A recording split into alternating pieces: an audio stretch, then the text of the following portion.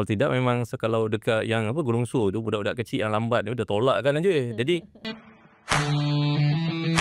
Betul.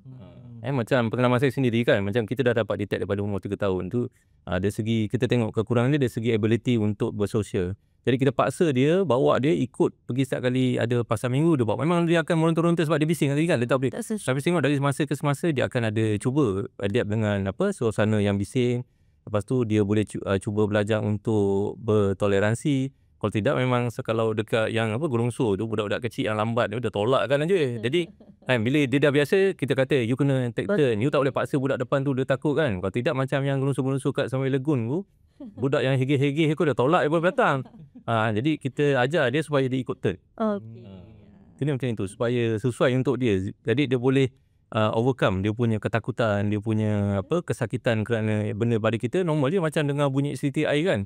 Dia kadang-kadang kerana setitik air tu bukan kalau dulu kerana nila setitik rosak tu susu belaka. Air setitik dia boleh mengamuk satu rumah.